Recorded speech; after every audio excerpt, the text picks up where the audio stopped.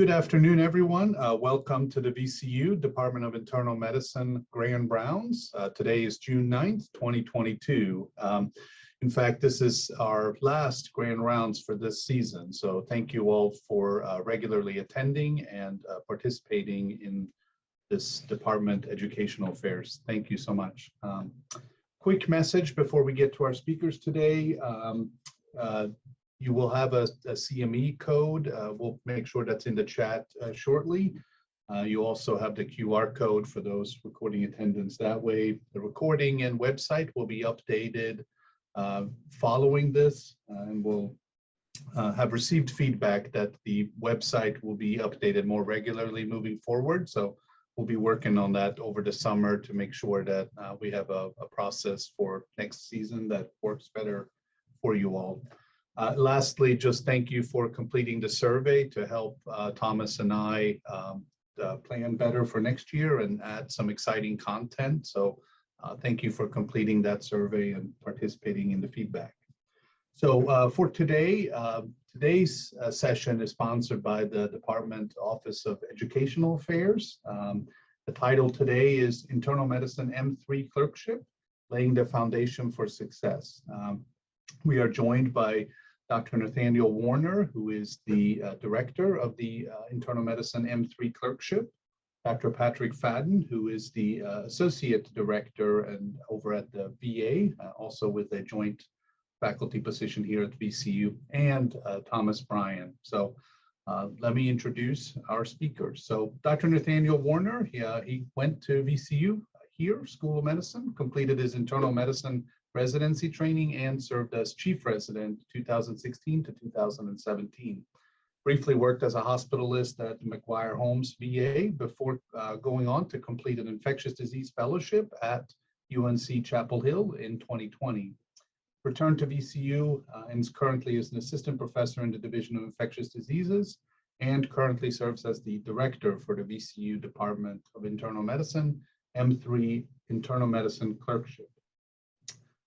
Dr. Patrick Fadden went to University of Maryland School of Medicine, completed his internal medicine residency training here at VCU, and served as chief resident the same year as Dr. Warner in 2016-2017.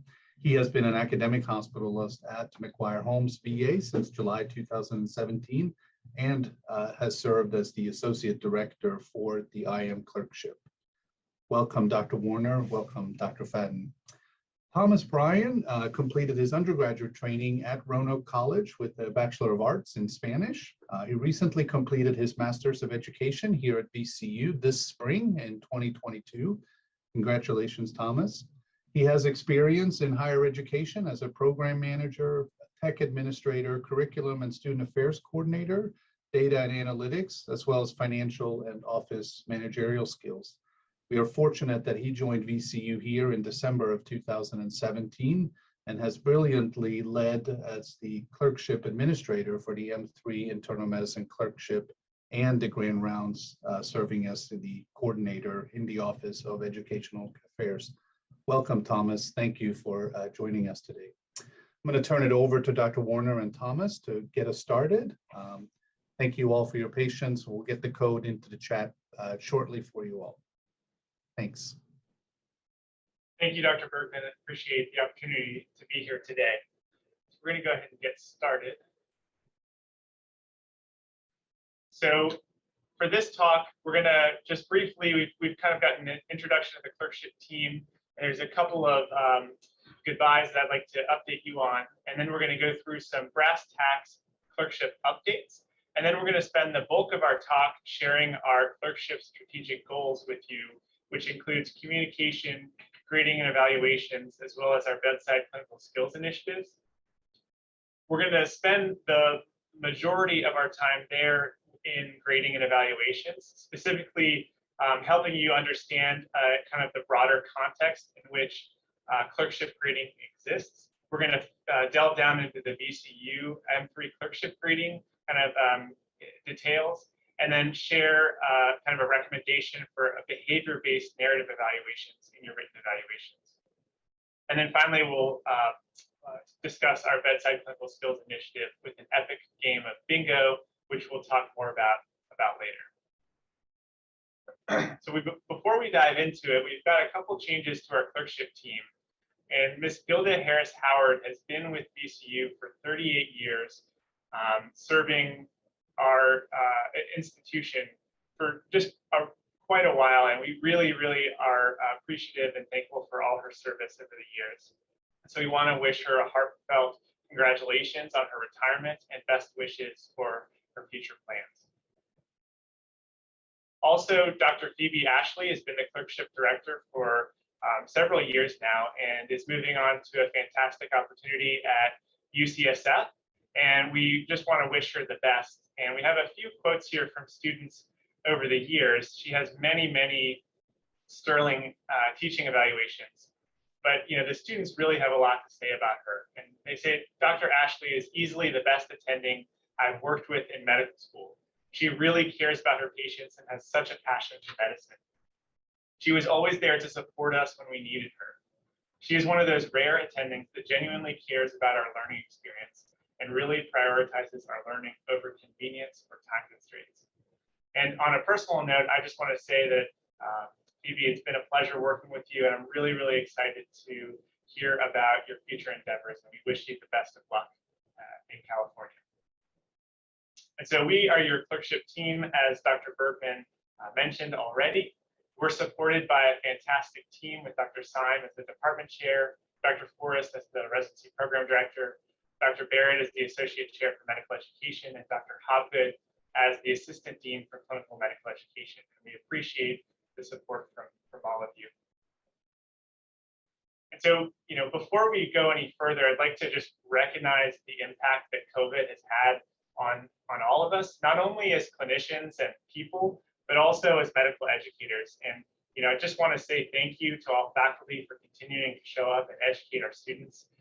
Over the last 2 years, it's been quite a roller coaster ride with near weekly schedule changes and anticipating students being pulled and then them not being pulled, and creating a virtual curricula and kind of all the changes that have been part of COVID. And so first, just want to say thank you for continuing to educate our students and acknowledge that this, as we climb out of COVID, part of this grand rounds is trying to realign our strategy with to better communicate with you all and move out of this frenetic pandemic into some regularity and reliability. So I'm going to pass the torch over to Thomas Bryan, who's going to talk about clerkship updates. So first, we want to go over our clerkship schedule. Typically, our clerkship is 8 weeks long. We have designed a curriculum and our program to allow our students an experience for an inpatient ward block of 4 weeks, an outpatient ambulatory block of 2 weeks, and a consult service team experience for 2 weeks. This year, however, we are condensing our clerkship to 6 weeks in order to get back onto a regular academic schedule calendar. This means, however, that because it's a shortened clerkship, your evaluations are extremely important. Here we want to show where in the last year our students have been rotating through, and where we are going to send them throughout this upcoming year. These are sites and rotations throughout the VCU, VA, and Richmond communities. And if you are interested in teaching medical students, either now or will be in the future, please reach out to us, send us a message. We would love to work with you.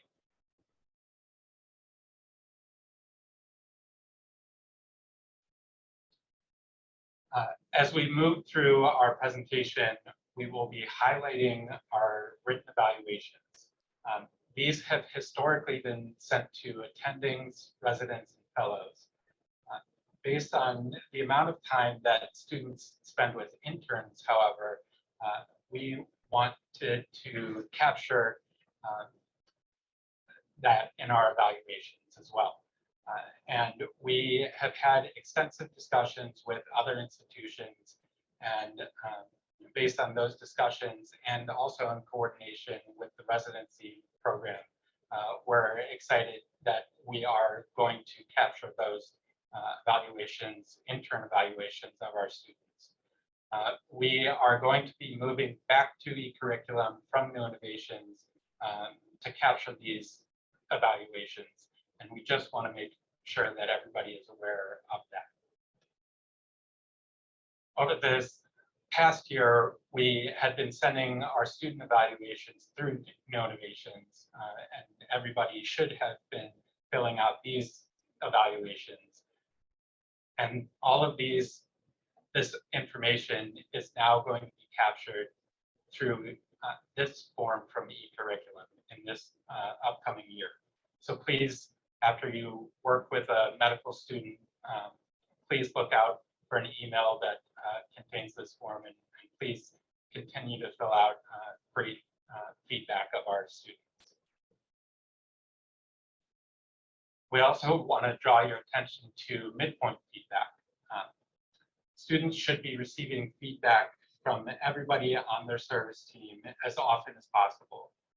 The midpoint feedback form is a requirement by the School of Medicine and also the LCME for students to have filled out by an attending that they work with. And this form is now standardized across the School of Medicine. At the end of the third week, students will sit down with you and talk with you about their strengths, their areas of improvement, and steps to see how they can, steps to see what they can take over their next 3 weeks to continue on a path of success.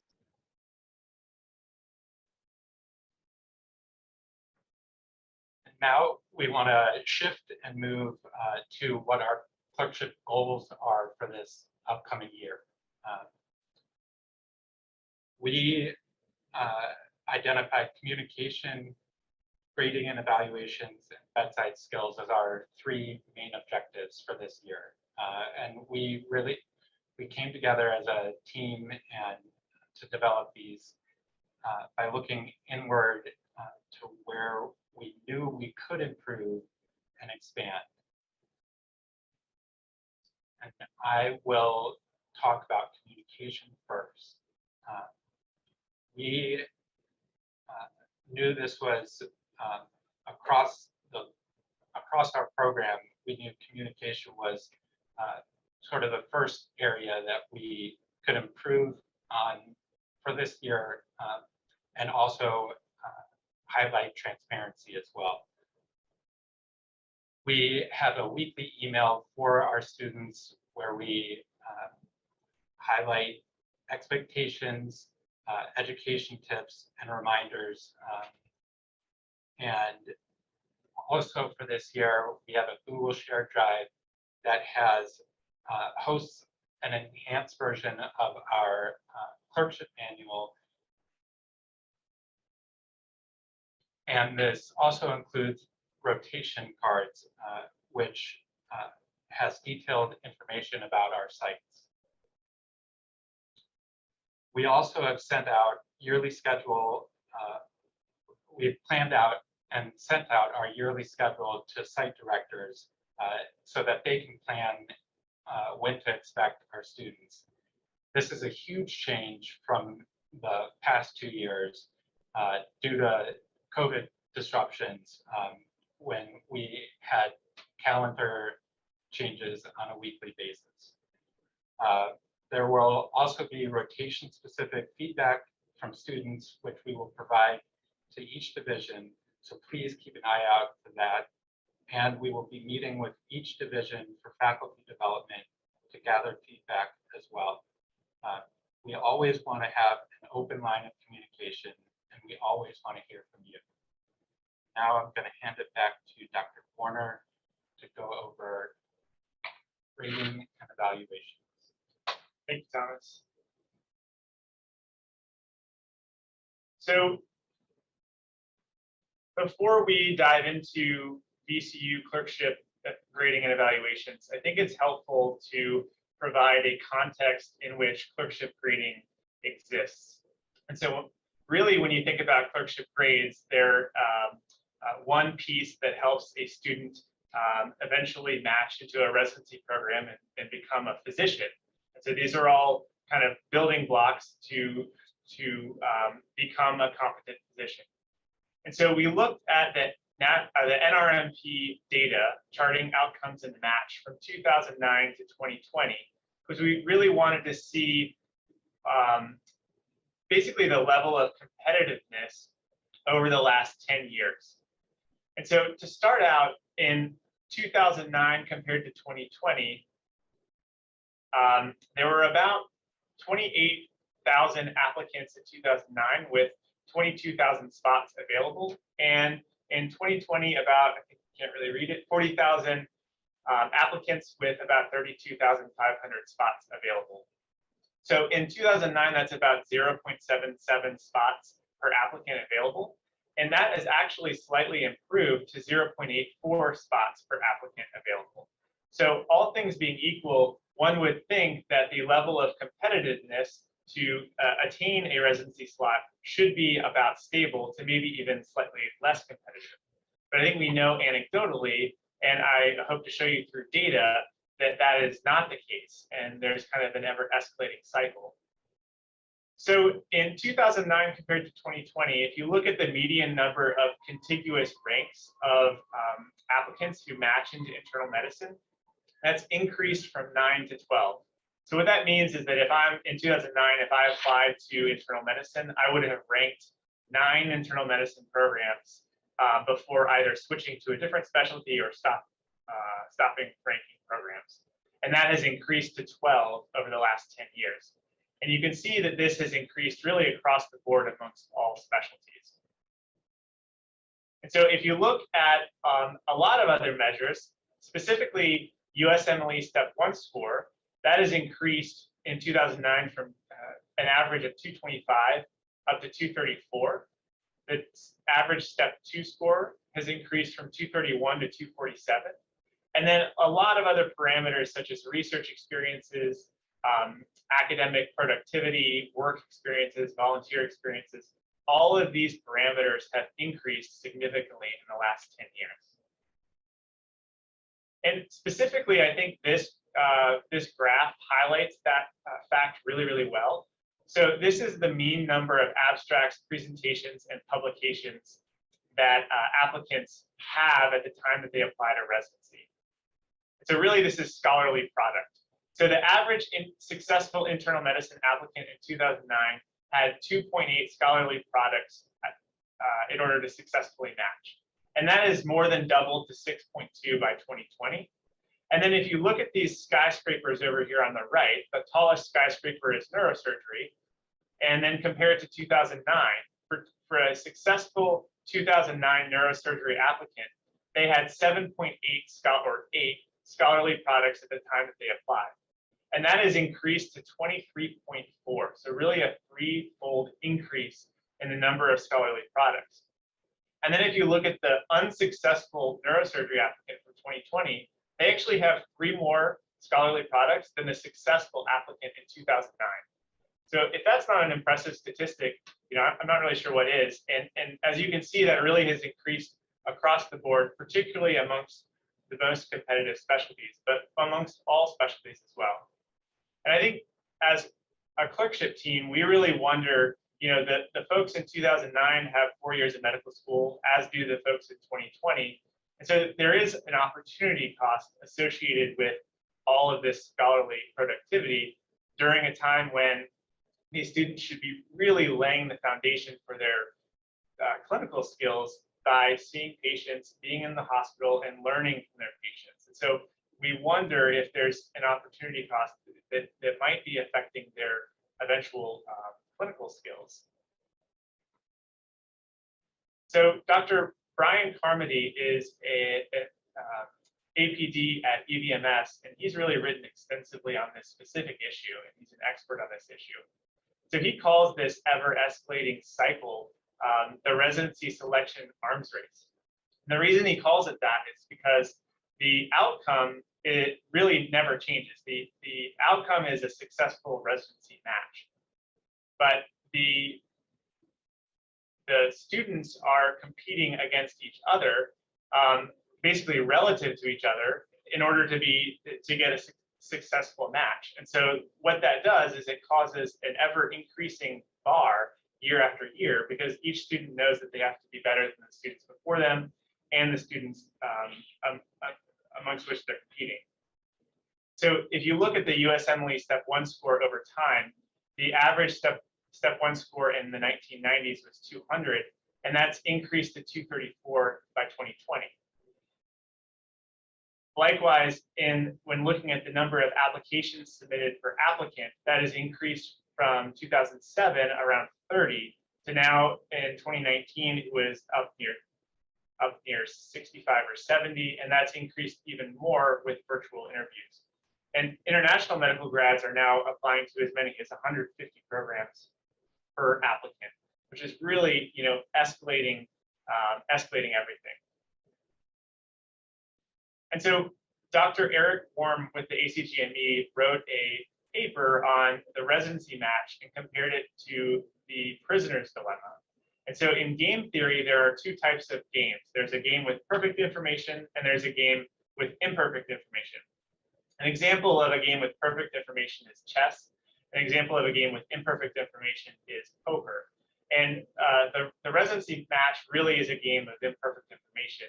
And the prisoner's dilemma is a kind of an example that helps illustrate and predict the behavior of people in a game with imperfect information.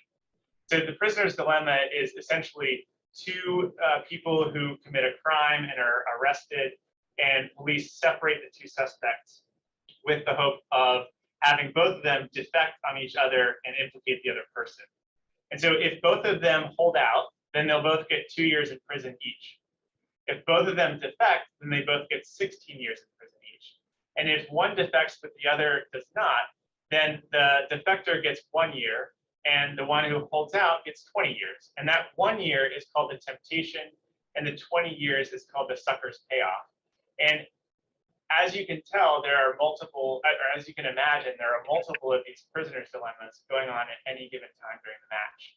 So medical schools could be as transparent as possible about each student's clinical skills, but they may not, because they know that other schools may not as well, and that might disadvantage their own students more than the others. And applicants also could apply to fewer residency programs, but they may not, because they know that all the other students will be doing the same thing in order to get the most prestigious residency interviews. And then residencies also could be somewhat more transparent in what they're looking for in applicants, as well as the number of applicants they interview, but they may not be, because they know other residency programs won't be doing the same. And so UT Southwestern started a database, which is essentially a voluntary survey given to senior medical students who have recently gone through the match, in order to try to add some transparency to this match process and hopefully improve things somewhat.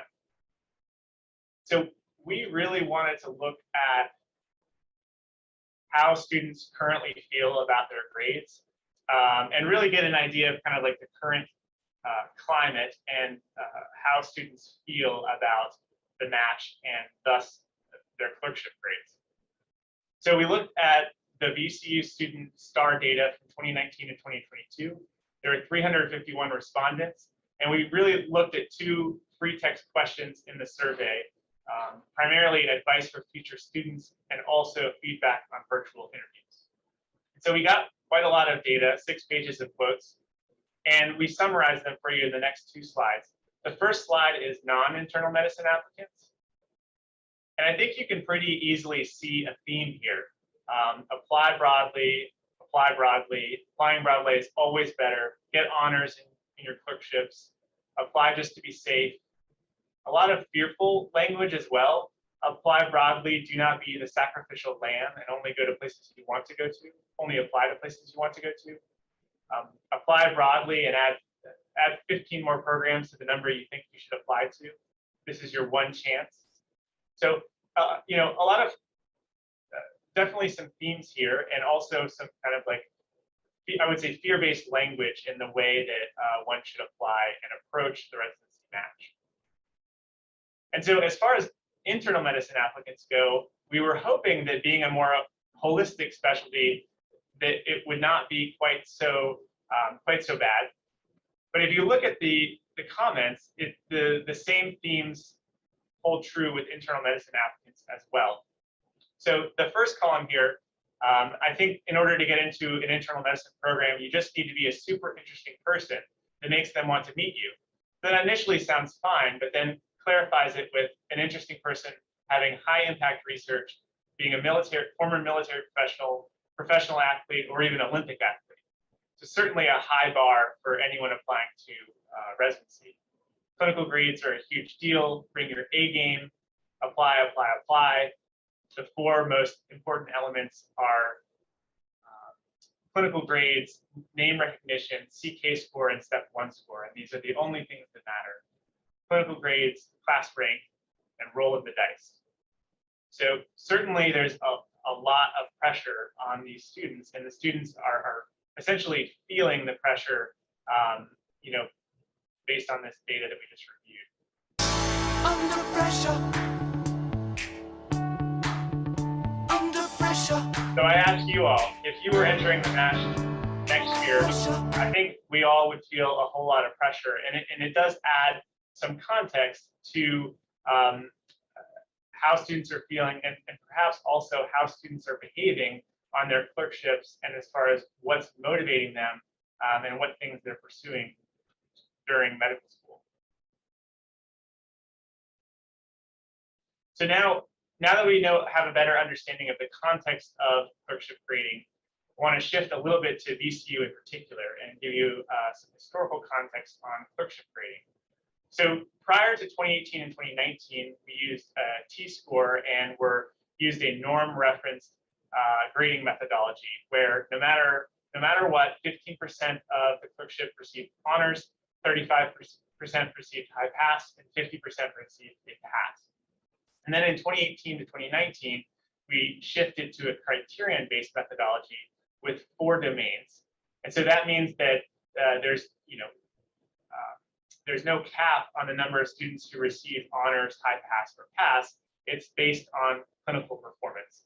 So those domains are medical knowledge, communication and teamwork, professionalism, and patient care. And so we looked at the grade distribution over time, and each cluster of columns is a fail, pass, or high pass, or honors. And so the far left column is the 50% pass, 35% high pass, and 15% honors from 2017 to 2018. And then you can see the trend specifically in the amount of honors over time since we've shifted to the new grading methodology. And it's not necessarily a bad thing in particular that there's more honors. In fact, it's fairly predictable. But given the current grading climate, we really want to make sure that our evaluations and our grading are as accurate as possible so that we can help our students the most. And then we also looked at grade appeals to get a sense of also how, if this could give us a sense of any trends as far as number of appeals in the current climate. And so if you look at this data here, there's some caveats to it. So in 2018, 2019, there were 41 appeals. This is a bit of an outlier because this was the first year that we switched to the new grading methodology. But then in 2019 to 2022, we have anywhere from 25 to 30 appeals, with the caveat being that in 2019 and 2020, 2 clerkship rotations were pass-fail. So this is an abnormally low number of appeals. And then 21 to 22 is incomplete with 2 rotations still missing. So we'll probably go up to as high as about 30 appeals, which is about 15% of the clerkship of the class appealing their clerkship grade over the year. We don't have any data on the number of appeals, 10 years past, which we wanted to compare with. But we believe that it probably was lower, but we don't have that data to compare with. And then lastly, we wanted to look at our evaluations in particular from the last academic year and see how many responses we got from the number of evaluations that were requested, as well as the quality of the evaluative comments. And last year, the response rate amongst all interns, residents, fellows, and faculty of student evaluations was 58%. And then we took a look at, of those who submitted evaluations, how many included behavioral-based observations of clinical performance. And only about half of those evaluations did have those comments that could really help us assign a RIME designation and an accurate clinical grade. So, I think this right here is an opportunity that we've identified to make a meaningful impact in improving our clerkships. I think that this response rate is really a reflection of COVID. We've all been overworked and stressed, these past 2 years. And so I think there's a real opportunity as we climb out of this COVID pandemic to really improve that response rate. And also, we want to partner with you to improve the quality of those evaluations as well. So how do we, as medical student educators, navigate these C's? So, I think we really wanted to take this grand rounds to partner with you all so that we can have a high number of evaluations as well as really accurate evaluations in order to kind of help provide the most accurate grades, particularly in this time of great stress for our medical students and lots of systemic pressure on these medical students. Because we ultimately want to help them grow and develop into competent physicians. We want to accurately identify those who are struggling so that we can assist them and get them where they need to be, as well as appropriately, identify those who truly are excelling, and so that they can also be recognized. So this is a picture from the 1500s of the Tower of Babel. So we're going to shift slightly, and this is a story from Genesis in the Bible where all of the earth spoke one language, and they wanted to build a tower to heaven, and they were able to make a whole lot of progress because they all spoke one language until God assigned different languages to different people, and then they were unable to complete the tower, and it really kind of fell apart. And so in the same way as that, and also in the same way that we train students to speak in a shared medical language when we discuss our patients, we want to get on the same page with you all and kind of speak the same language when we talk about evaluations. So we want to help you understand how the clerkship grades are developed so that we can all speak the same language. So this is essentially where how we arrive at a clerkship grade for a given student. So the 4 categories that I had mentioned before are medical knowledge, professionalism, communication, and patient care. Medical knowledge is really primarily derived from the shelf exam, but the rest are from evaluations. So, this is why these evaluations that you all fill out are so important, because really most of the grade is obtained through your evaluations. There are also some additional requirements which are pass-fail, which we won't get into. So as far as professionalism goes, I think we all kind of know it when we see it, but it really is arriving on time when you need to be there, fulfilling tasks that are assigned to the students, being truthful. A lot of these, it's really the foundation of physician skills that we expect of our students and physicians. There are 3 designations. They're of not competent, competent, and exemplary. Our expectation is that students achieve competence in order to pass the clerkship.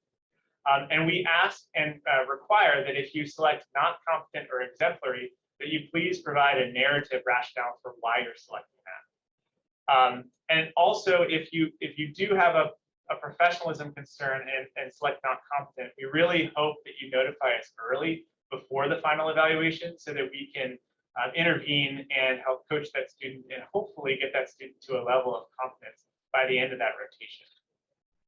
And so this is an example of a student who was actually marked not competent. And it really was a helpful evaluation because it provided specific behavioral observations on what actually happened. So the student was repeatedly late and unprepared for rounds. He did not reliably follow through with assigned tasks despite coaching. In one particular instance, on a busy day, the student was asked to update sign-out on his patients, while the resident helped with an ICU transfer right before sign-out. When the resident came back, the student had left and had not updated sign-out. So the next category, communication and teamwork, is similar to professionalism in that it's the same categories of not competent, competent, and exemplary. Again, our clerkship expectation in order to pass is that they achieve competence. And again, please provide a narrative rationale if they are either not competent or exemplary, and notify us early as well if there's any concerns. So here's an example comment. Andrew Jones called his patient's family to update them when he was transferred to the ICU. He also communicated with nursing when pre-rounding on his patients. So hopefully you all are somewhat confused about why that's exemplary. And we agree with you. This is essentially what we expect our students to do. So we expect them to check on their patients. We expect them to help with clinical care tasks. We expect them to communicate well with ancillary staff. In contrast, Sarah Jones was caring for a patient with AIDS and a CNS lesion who had left AMA before a diagnosis could be made. The patient wanted to fly to Texas to complete the workup in order to be closer to his family. Sarah managed to identify the patient's former HIV provider in Texas, facilitate a warm handoff with that provider, and notify the hospital of the patient's anticipated arrival so that the patient's care would not be delayed. I think we can all agree that that's an impressive amount of coordination of care to help a patient not fall through the cracks as they transition their care to a different geographic area. The last category is patient care. And rather than not competent, competent, and exemplary as the other two categories, we use the RHIME framework in which to categorize students' clinical performance. And so our clerkship expectation is that each student is functioning on a reporter level. If you take a typical student progressing from M3 year to residency, they might be early to mid M3 year, be functioning as a reporter, and then could progress to interpreter later in their M3 year. In their acting internship, they would hopefully be achieving manager level skills. And then as a resident, they would be kind of modeling behaviors and starting to teach not only their peers, but also medical students as a resident. So that's a typical progression. But again, we are criterion based. So if a student is performing above or below, there's no ceiling on that for the student. So what does a reporter do? So first of all, a reporter upholds the standards of professionalism and day-to-day reliability, but they're also working on and functioning as data gatherers. So they're accurately and reliably able to obtain a history, perform a competent physical exam, and timely chart review. They're able to communicate that information clearly, both in the chart as well as on rounds, as well as calling consults. They are focusing their data collection and presentation on central issues, and they're not getting sidetracked too much by unimportant information. They're not going down rabbit holes when they're presenting to you. And so what does an interpreter do? So an interpreter is professional and is modeling the role of reporter, but also starting to identify problems as they arise in real time. They're able to synthesize the presentation and develop a reasonable differential diagnosis. So we say that a reasonable differential diagnosis is 3 reasonable diagnoses that they can justify the rationale for. We don't stipulate that they need to be right all the time because we want them to feel safe and comfortable kind of speaking up, even if they're not always right. They should also be able to interpret test results based on, or starting to interpret test results based on pretest probability of disease. And they should be assessing their patient's health literacy and adjusting their conversation to meet that patient where he or she is. So then a manager is really when the student is moving into the role of becoming that patient's physician. So I like to use the example of when I'm working with a student, as I'm talking with a patient about maybe whether or not to proceed with a biopsy and the pros and cons of that. When the patient turns to that student to ask their opinion and their input, that's really, I think, important because the patient is starting to recognize that student as their healthcare provider. I think it's an important clue to kind of the level that that student is functioning at. They're keeping the forest and the trees in mind, so they're not only keeping in mind, what needs to be done for that day, but also how to get that patient through their hospital stay or how that clinic visit fits into that patient's kind of global healthcare journey. They're devising reasonable diagnostic and therapeutic plans. They're recognizing areas of clinical uncertainty or knowledge gaps, and then they're seeking out the literature or other databases in order to address those knowledge gaps and push the care forward. And they're also considering patient preferences when devising treatment plans. So I hope that allows us to kind of function and speak the same language as far as when we evaluate our students. After all the evaluations are submitted, we as a clerkship have a grading committee that meets and really synthesizes all the evaluations, all the comments, and tries to come up with a final RIME designation for each student.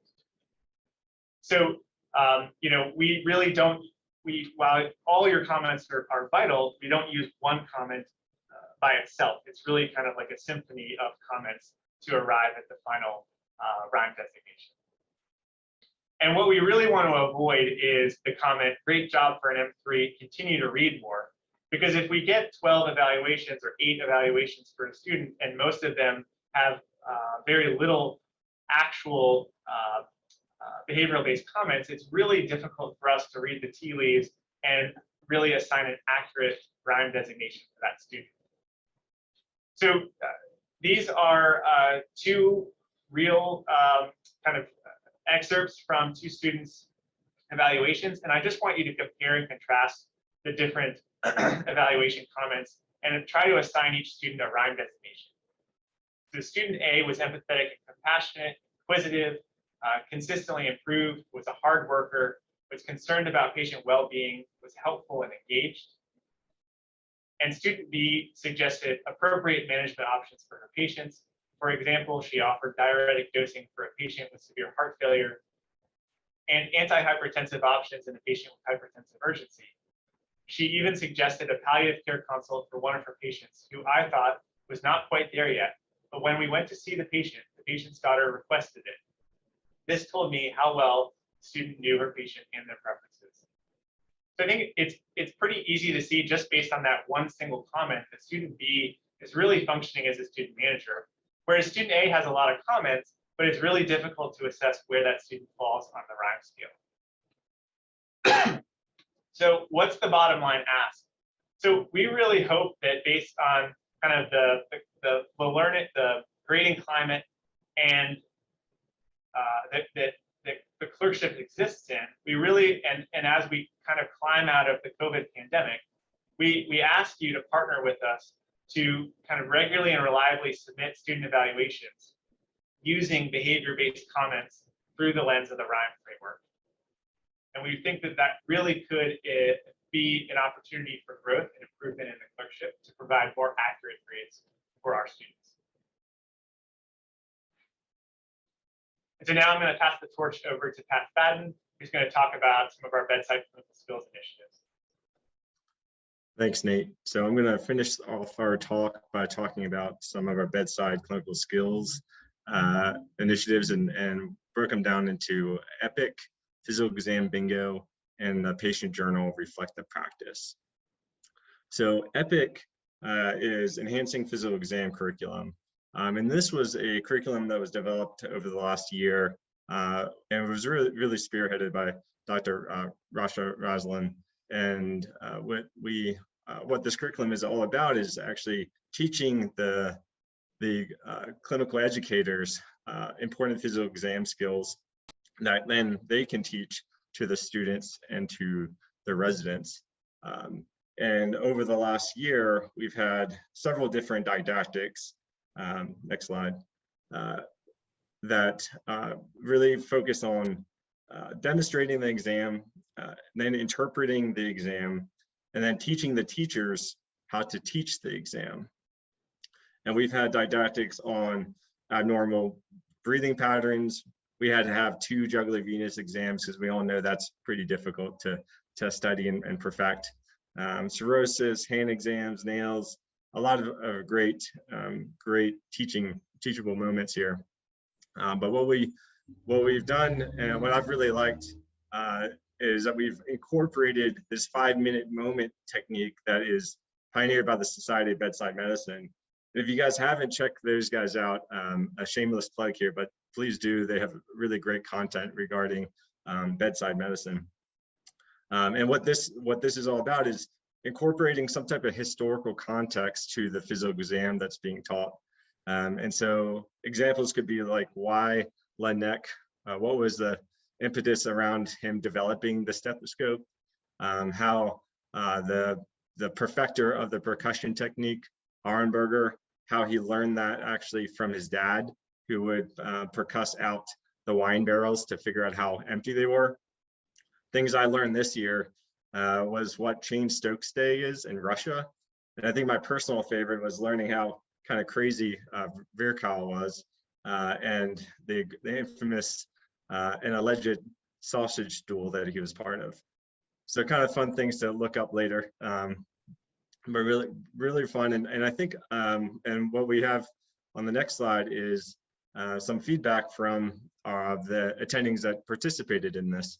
And Rasha showed this during her ground rounds a couple of weeks ago. But for the most part, the skills that were taught were used in the clinical environment and for the majority of times. And the big thing that we really enjoyed seeing was the next slide, that they actually learned something new about a physical exam skill, and then were taught somehow a better way maybe of teaching that physical exam to their students and to their residents. So that's really exciting to see, and I think it's going to be something that we continue to expand on in the years to come.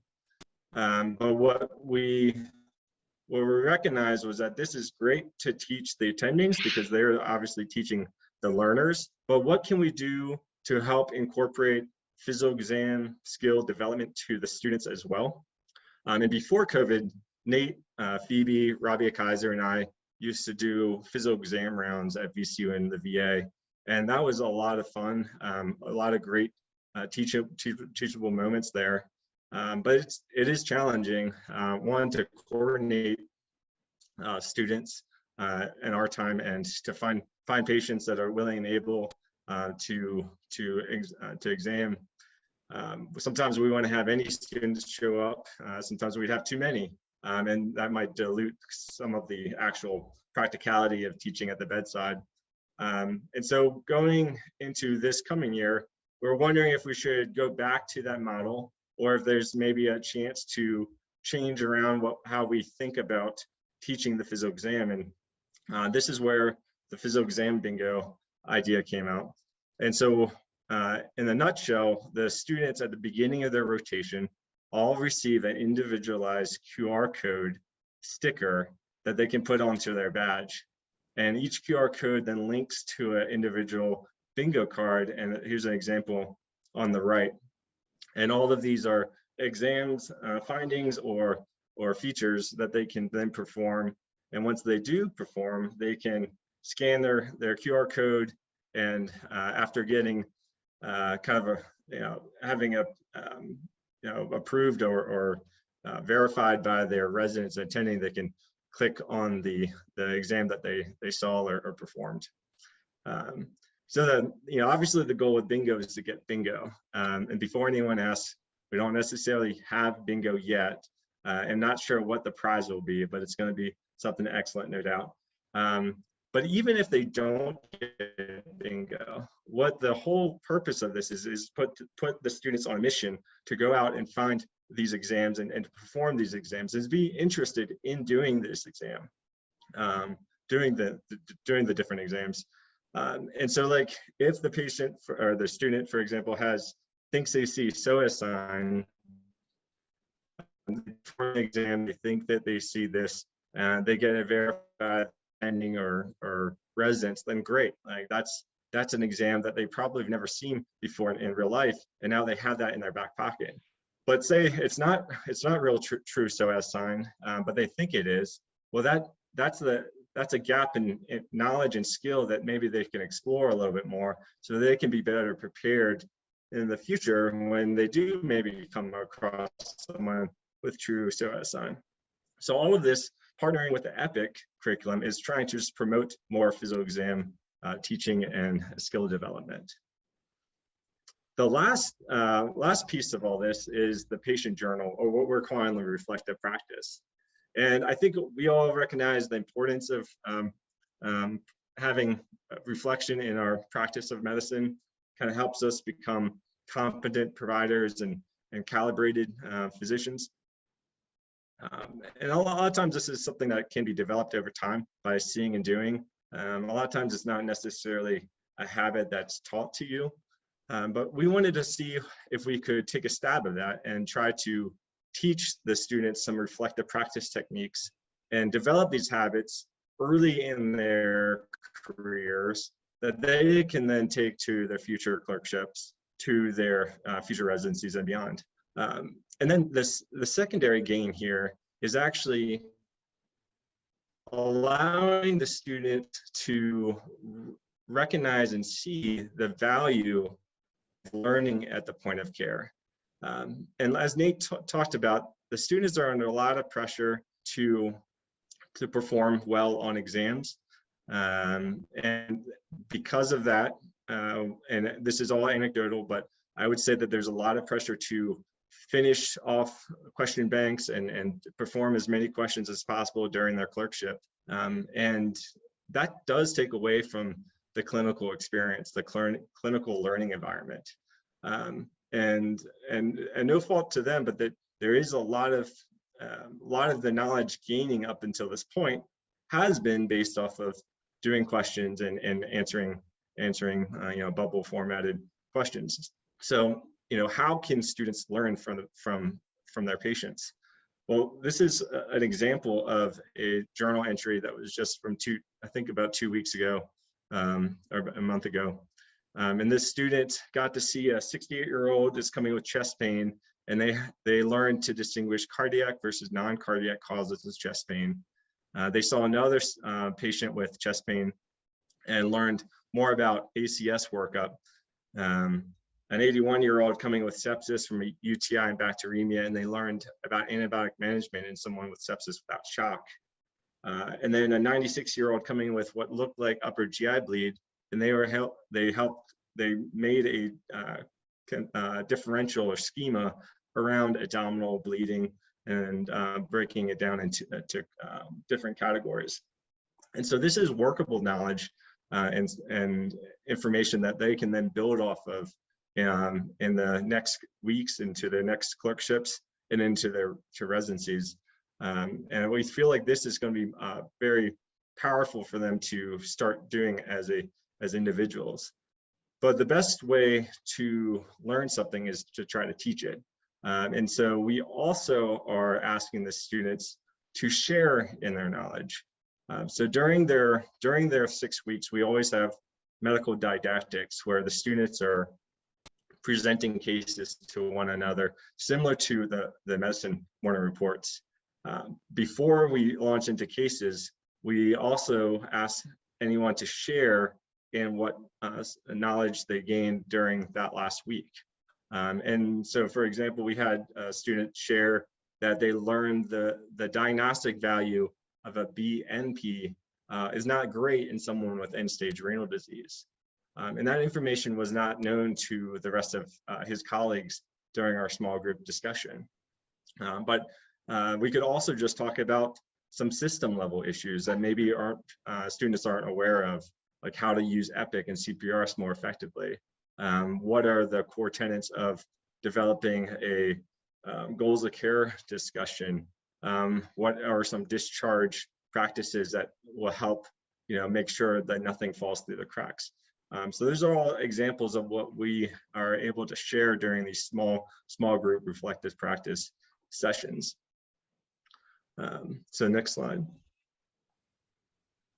So at the end of the day, all of these initiatives are really trying to get to that side and focus on what can be learned at the point of care and what can be learned from the actual direct patient interaction. So that ends our talk here, and I hope you guys are a little bit better prepared and have more understanding of what we are trying to do as a clerkship team and what our students might be going through in the coming weeks. I just like this quote so much, I wanted to end with this. This is the MCV mission statement from the 1950s. It goes to preserve and restore health, to seek the cause and cure of diseases, and to educate those who will save humanity. And so that's a pretty powerful statement. And I'll be the first to say that I'm not achieving all three of these metrics every single day. But I think the more days that we are able to do that, the better our patients will be, the better our students will be, and I think the better we will be as physicians. So thank you for listening, and we are happy to entertain any questions.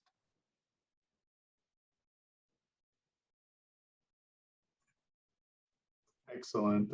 Thank you all so much. That was well done and comprehensive. Any comments, Dr. Syme? No, this was a great focus on education. I had some technical problems getting on, but it's wonderful. And I love the physical exam pieces, and I want to come play bingo, but only if I get to win. No, thank you in all seriousness for your focus on education. We're all busy, but it is one of the fundamental reasons we're here. And I think going back to some of these fundamentals and making sure that everybody understands the grading systems is really important. And then also that we can all do a good physical exam is also really important. Well, and maybe in the future we can open this to that I would encourage, if you see a student on internal medicine rotation and they have this QR code, which is pretty large, you can't really hide it. Ask them where they are in their bingo and how can we, how can I help, get you more, bingo pieces. Yeah, that's fun. Thank you. Good to make education fun as well, right? Thank you. Appreciate it. Anybody else with comments or reflections?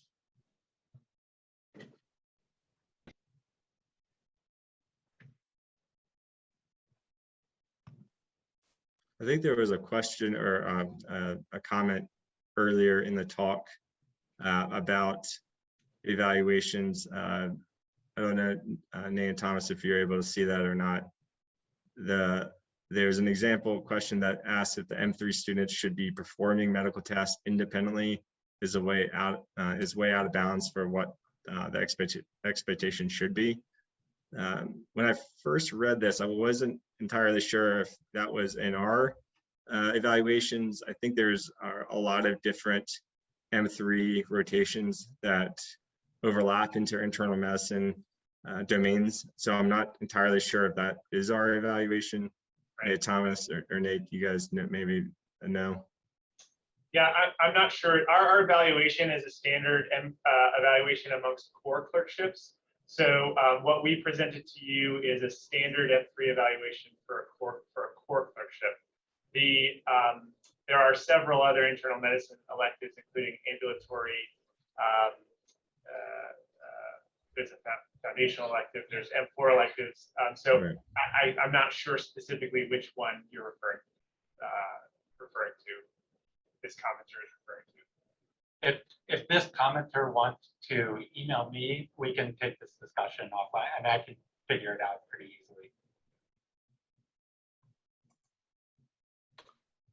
Could I just add one more comment? And I think this is a really important time for us to think about this. We are undergoing an institutional LCME assessment and looking always to keep doing the great job you're doing, but also to continuously improve. And one of the areas I think as an institution we've been flagged is sometimes the perception of students and how they're treated, and not just students, but each other and other colleagues. And it's always a good idea to remember how you're being perceived as you're interacting with fellow colleagues and students. And I think as a department we do a good job, but there's always room for improvement. So please be very careful in your interactions with each other and students, and as you do, continue to appreciate when folks are doing a good job and have positive approaches to redirection. So I really value everybody's work on that, and want to thank you for your efforts in doing this, but continue to remind us that we can always do a little better. Remember, it's how you're perceived as what you actually, as well as what you're thinking. And aside from that, this is the last round of the summer, and I want to wish everyone a happy summer. Hope that everybody can get at least a little bit of time off with the folks that are important to you in your lives, and that we continue not to have too much of a COVID surge over the summer, and people can get a little bit of time to rejuvenate. I'm seeing some comments about getting evaluations in a timely manner.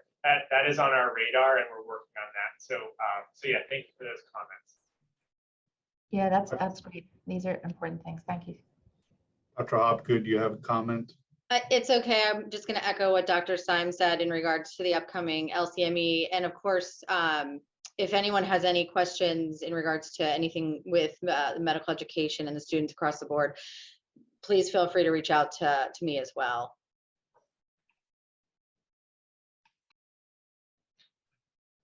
Well, thank you all. I will venture to say that I'm sure Dr. Fadden, Thomas, and Dr. Warner are also available via email if individual attendings or other folks have feedback. Certainly. Absolutely.